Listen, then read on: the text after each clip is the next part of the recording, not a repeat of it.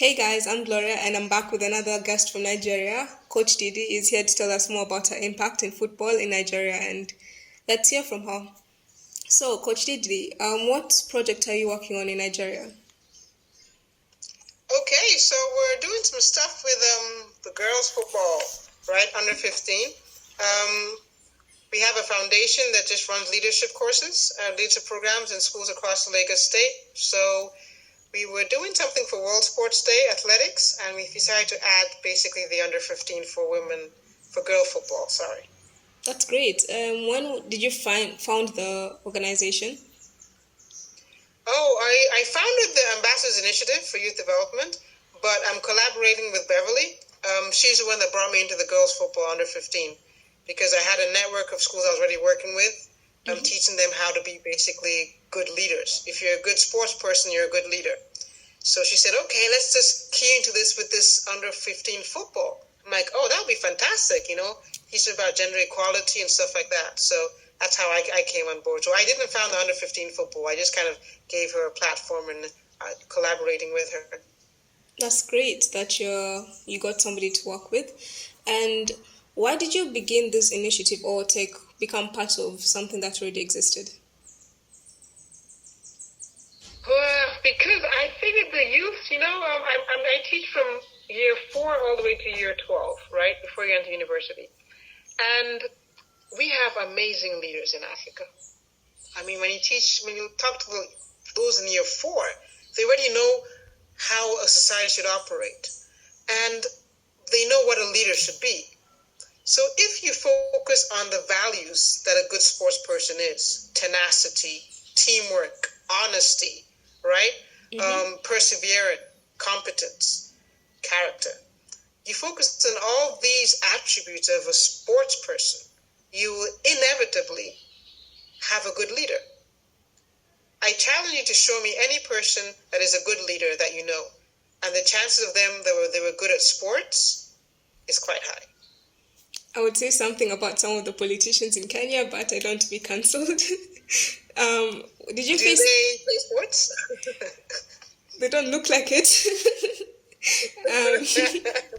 Did you face any challenges with this initiative? Oh, definitely. There was a school that we approached, and it was a girls' school, right? It was a girls' school. And we said, okay, bring some girls on. We're going to start the ever first under 15 girls football. And they said, nah. And we're like, we don't understand. You're supposed to be promoting gender equality. So, you told your girls they can be anything they want to be. So obviously they can play any sport that they want to play, right? Yeah. Yeah, just that we're not really interested in girls football.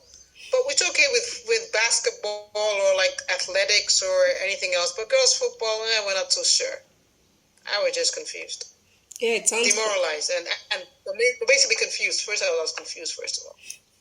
Yeah, it sounds quite hypocritical, but then there'll be change eventually. And amen to that. And the last question is: do you have any long-term vision for athletes in Nigeria, and do those align with your goals?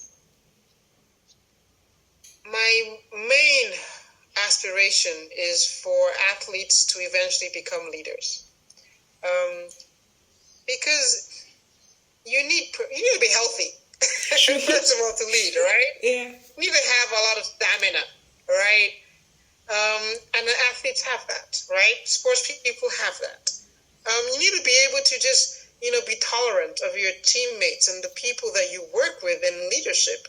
And as a teammate, you are tolerant of that really annoying person that you have to work with on the team. But, person's a good football player, but I just can't stand you. But hey, you're a good teammate. You need to be able to sacrifice. When they mess up, they miss a penalty, and you're like, you idiot! But you're like, no, don't worry, you'll be okay next time, right?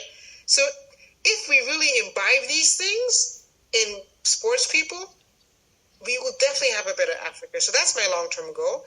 And when we do this, we definitely want to have exchange programs. It pains me physically when I do not see exchange programs between schools in Africa. I'm seeing exchange programs between schools to Europe, to the Americas, to Canada, whatever. But I don't see like Nigerian high school kids going to Kenya.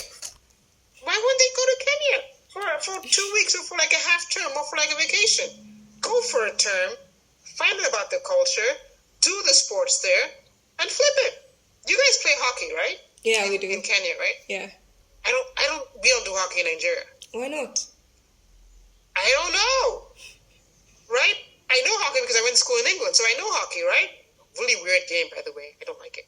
That obstruction rule thing, that confuses the heck out of me, right? Yeah. But if they were to go to Kenyan high school or whatever, they would know what hockey is. They would play hockey because you guys play hockey. True. So more exchange programs, please. Very much needed within Africa. We're 52 countries. We're more than that now. So more exchange programs, more cultural unity for a better African nation, for better African leadership. That's a long-term goal.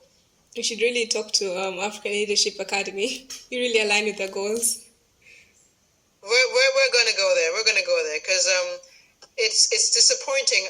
I see more union between Africans and non-Africans than between Africans, and it's strange because we're one continent. So if I want to know about how to play sports in your culture, if I want to know about how to lead in your culture, I need to hang out with you. If I can't hang out with you, I will never know, and there'll be this sense of distrust. If a Kenyan meets Nigeria, they're probably thinking, okay, let's go to safari. What? Safari? That's what you think when you think of Kenya? Safari? That's it? Like, yeah, safari. I'm like, well, have you talked to a Kenyan before? No, but they have nice giraffes. Really? Right? Or like a Nigerian talking to a Nigerian high school kid. Oh, I'm not going to give you my code in case you could do a forehand and crash it or hack it or something. Yeah. And you're like, what? Because there are no opportunities for exchange, right? And sports is a leveling ground for cultures and for society. So if you can get that right, you're good. True. So do you want to talk about anything else?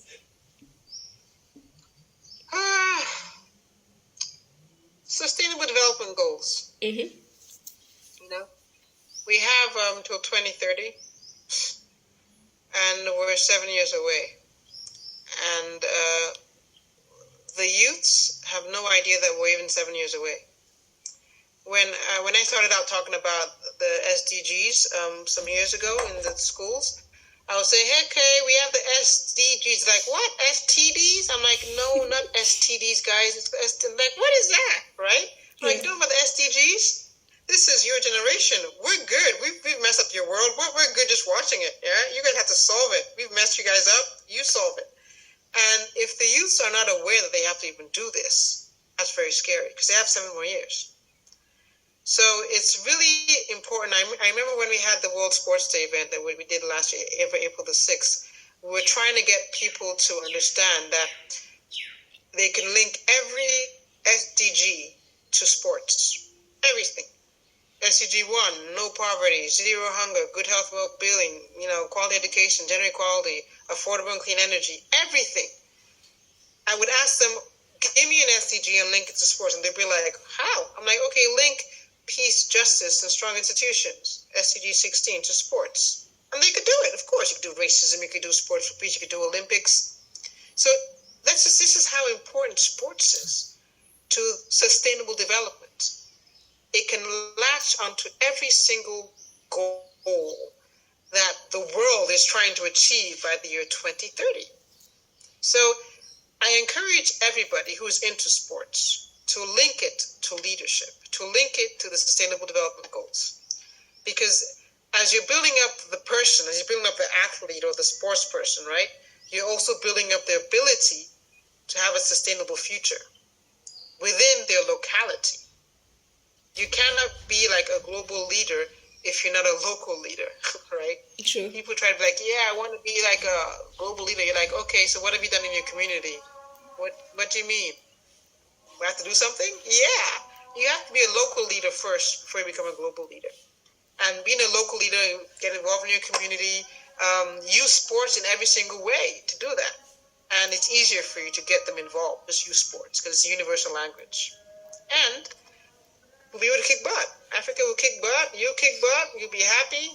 You'll be rich because you'll be feeling happy that you're rich, and you'll be healthy because you're an athlete. You'll also, Yeah, yeah, it's a win-win. yeah. It is a win-win, and it's a win-win in more ways than you can think because sports is a money spinner. Um, People like to be healthy. People like to feel that they're in competition with each other and that there's something to win. So the sports industry is crazy. You can be anything you want to be in the sports industry. You want to be a doctor, fine, be a sports therapist. You want to be an architect, fine, design a stadium, design anything. You know, if you want to be a lawyer, fine, be a sports mediator, right? Yeah. But people just kind of neglect the sports industry, like, I'm just going to run. No, anything that you want to be in life, you can link it to the sports industry. It really opened a new But we're path for just us. not there yet in Africa. I don't know why we're not there. He asked him, okay, you want to be an engineer? Okay, so build something. Build some artificial limbs. Build, I don't know, build anything with sports. It could work. So all those generic professions that we say, lawyer, doctor, engineer, put it in the sports industry. But they don't want to because they just don't think that, oh, is it worth it? Of course it's worth it. It's so untapped in Africa that it would be stupid of you not to do it because it's so untapped. There's so So much you would potential. definitely succeed. Yeah, you want to be a fashion designer? Create some kind of really funky sports suit that looks really good and is like, anti-sweat or something. Yeah. Or biodegradable. Right? Fashion designer, you're in. Okay. So try and orientate. I mean, you're young. Your audience is young and beyond. So tell them that if they want to make money, just tap into the sports industry because it's untapped and it will never really fail because sports is as old as God knows, right? Sports will always be sports. It would never, never, never, never end. So there is no danger of you being like unemployed or anything. Or just basically if you lack ideas, then you may get unemployed. But so far you have a brain and you have a passion for sports, you will never be unemployed. Yeah, especially how Africa's majority age is like the youth. So like there's so much potential and we can do so much with our imagination and creativity and tapping into our own culture, making things special. So there's so much to do and they really opened up a new perspective to me for me. So thank you.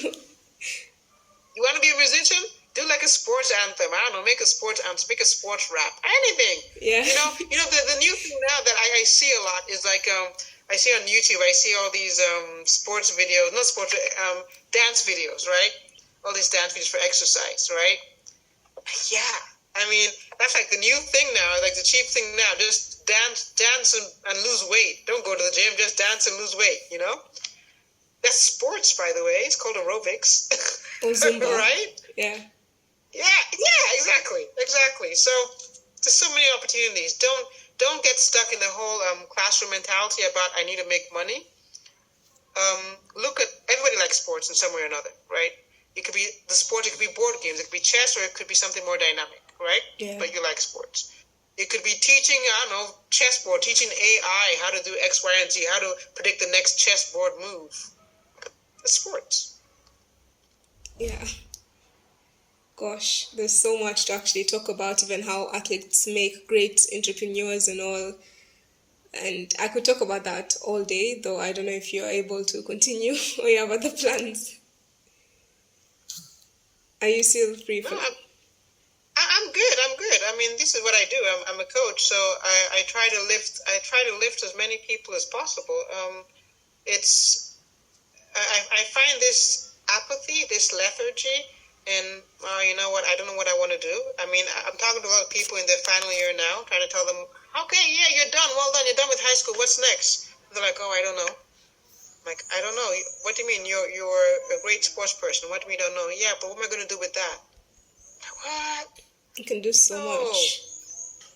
No, you don't have to be the one competing and running or anything, You could just study biochemistry and decide to focus on GM foods or like, an isotonic drink for athletes, Yeah. So much stuff you can do. So I really encourage people to focus on that. It's sports will never die. And the idea is to support those in sports or the industry will never die. You just have to keep on reinventing. And when you reinvent, you make money, hopefully. if you have the tenacity to go about it. And guess what helps you with the tenacity? Being a sports person. Yeah. Right? So it all turns around. If you're a sports person, most likely you have a lot of tenacity. You know, an athlete hits that track every day. Every day. A swimmer swims. I always find it funny when I see swimmers swimming in the rain. I'm like, Yeah. you know. But yeah, they're training and it's raining. It's just like, like I swim, that's tenacity. Waking up at 5:30 in the morning, it's freezing and it's raining and you're swimming because you have a swimming competition. That's tenacity. There's a certain country. Mm-hmm. There's a certain country that recruits people that are in the Red Cross. They recruit them into the Red Cross as athletes because the Red Cross is very rigorous, right? You go to different countries, you humanitarian efforts, and people that are athletes are their target because for you to be able to go into all those areas, some places are under war, rescue civilians, negotiate peace and stuff. You have to have the mindset of an athlete. When things are just like looking like, why am I doing this? Maybe you're trying to organize a peace deal and you're thinking, why am I here? It's the same mindset, it's the same you, but you're not on the track anymore. You're in real life, maybe under fire in Sudan or somewhere.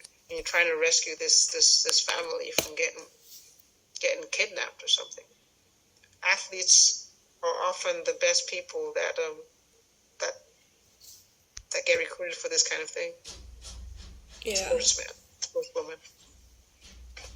There's so much potential, and I can't really wait to see what my generation gets to do with it, with inspiration from your generation. So I guess we'll just have to keep on working and get more people inspired and involved in sports, and not only as athletes. Please do. You're doing a fantastic job. So get on that social network, get people on involved. African parents now are a bit more open-minded when it comes to what's your child do in sports. Now, the kind of sports is another thing altogether, right? True, yes. But at least it's not the generic, go to school and just study. It's, okay, what kind of sports are you doing now, right? Yeah. They ask more specific questions. They don't just go, just forget sports. So, but I always find out that when you have like a plan, it's just parents just want their kids to be successful. So let's say you have a plan and you want to say, I want to study physiotherapy. And your mom or dad want you to study medicine because you're thinking, no, be a doctor instead of a physiotherapist. And you're wondering why, And then you give them a plan about how much money a sports physiotherapist was going to make, and how they're going to travel with the sports team around the world and see different places, And you give them that plan, and you submit it to them, and you're like, hey, this is why. They will listen. Yeah, they would. So you do your research. Do your research into the sports industry.